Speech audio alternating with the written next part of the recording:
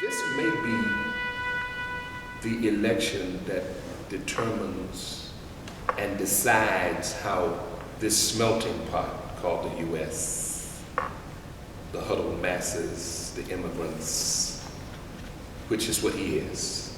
The only indigenous people are Indians. So at the end of the day, this may be the last, Custer's last stand.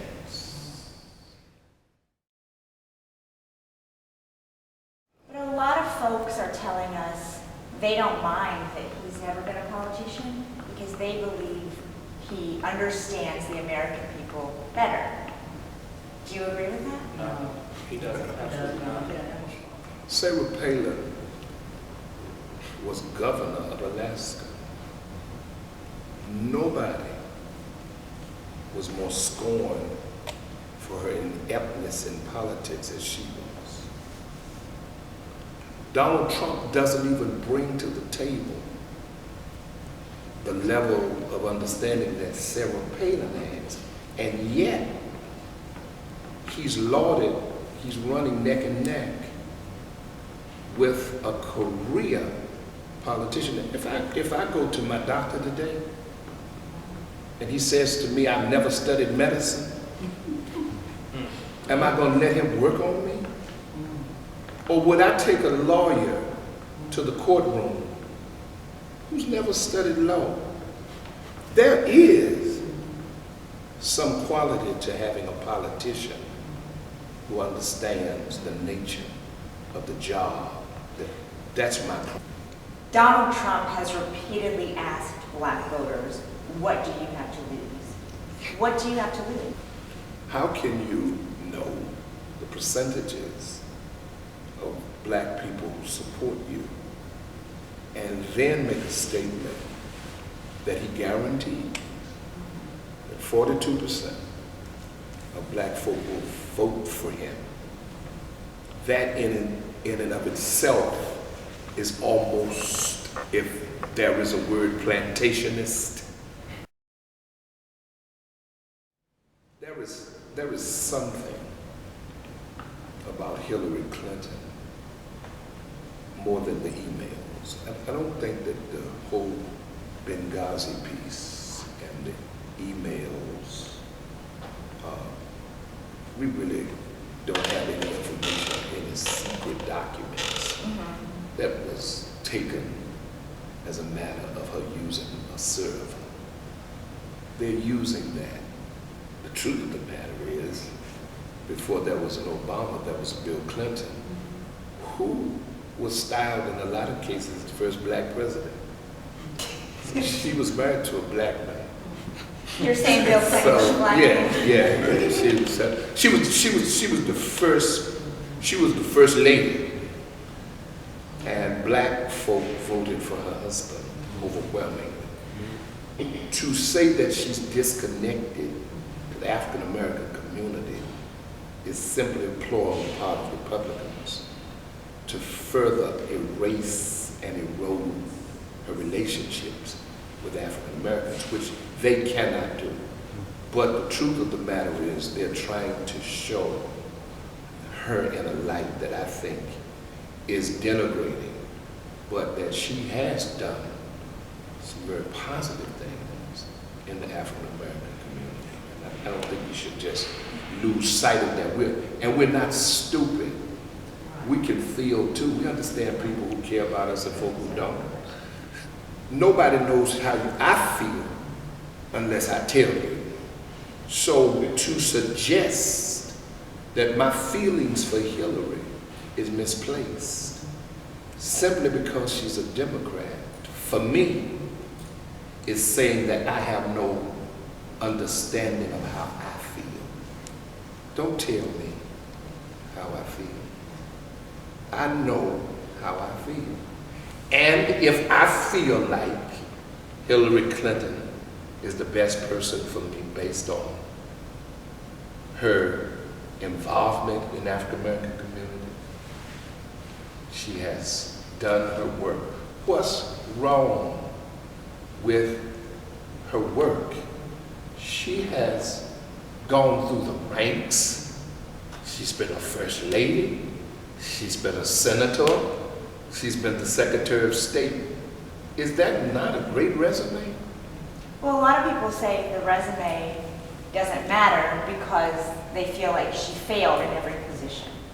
Well, that's the bias. How do you think racial tension will help shape this election? Well, you know, I'm a child of the South. I grew up in the 60s. I had the privilege of seeing Martin Luther King as a young boy.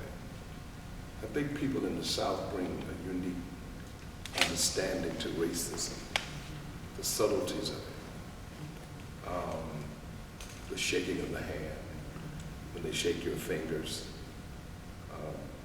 We see racism different. And I was the first African American to go to an all-white school. There was only 2 of us.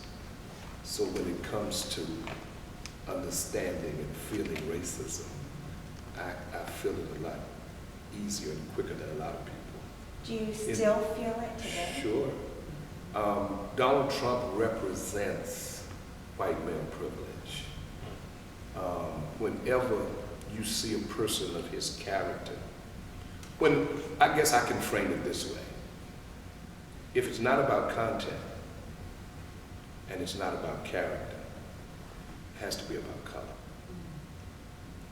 For the last 8 years, an African American has assumed the office, which is the highest office in the land.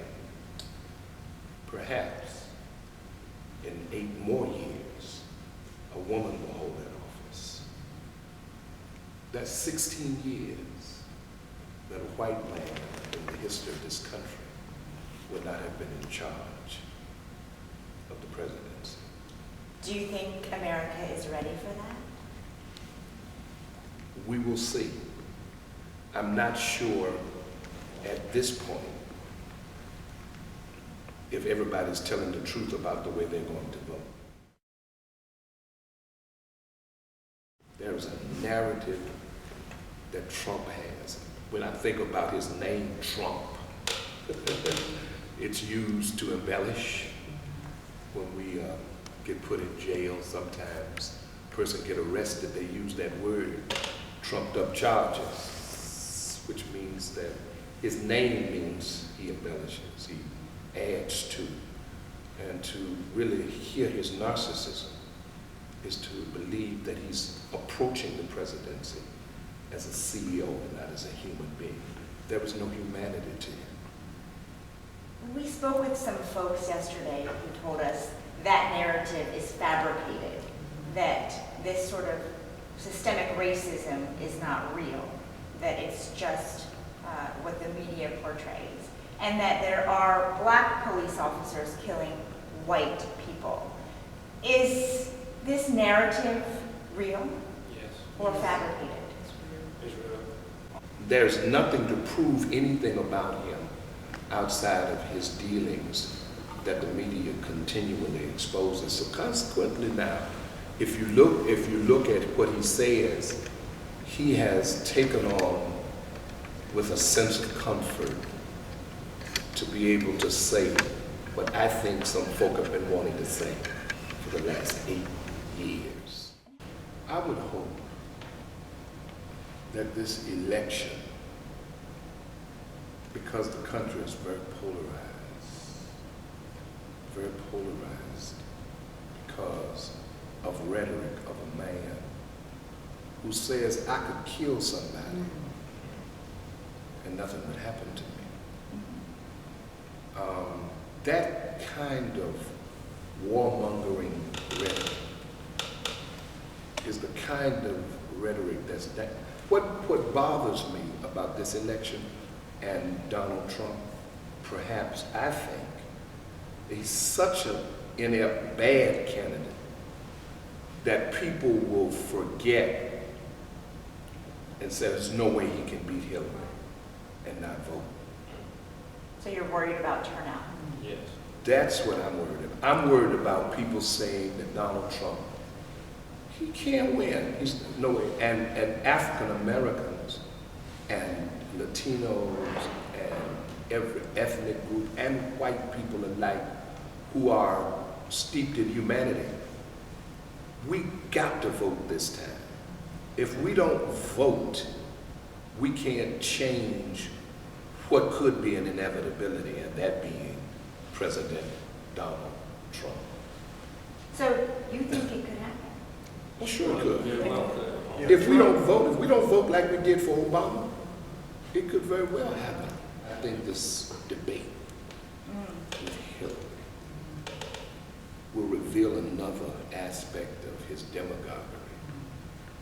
I think we will see someone who doesn't care for people the way he should and who lacks respect. He's going to be debating, though she's the president and gender is not an issue. It's not supposed to be gender specific. Let's see how he handles her in this upcoming Well, I think debate. everyone's waiting for that. Yeah. Let's see if he calls her the kinds of names Right. that he called the other presidential candidates running for, the guy. Oh, why? He Yeah. calls her Crooked Hillary. Yeah, let's see if he'll do that in a polite society where we're supposed to have some sense of dignity as to how we operate and conduct ourselves. Let's see where his dignity is in this debate. There are institutional racism keeps racism in place as long as we institutionalize it, make it part of the fabric of what this country is. What bothers me in North Carolina, since we are a swing state, the gerrymandering that's taken place.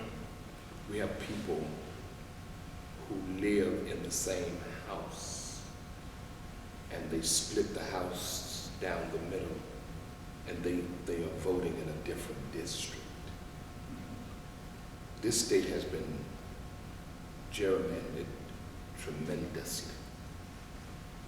The ID laws are akin to the poll tax in early voting days, where you had to pay a poll tax in order to vote, and of course African Americans didn't have the money. All of this is designed to disenfranchise us. In North Carolina, it's interesting that this election will probably redo the fabric of the political structure in this state as well. One, because the HB2 has hit the state financially as hard as any law ever has, which may be the reason McCrory is losing by 9 points to Cooper. Too many people died for us to vote. And if we had to get IDs to do it, we would do it because it's our privilege, it's our opportunity, and it's our right. So I just think that a lot of these surface marginal issues don't get to the real agenda. One, we will vote. Two, America's great because we're here. And thirdly, America cannot sustain itself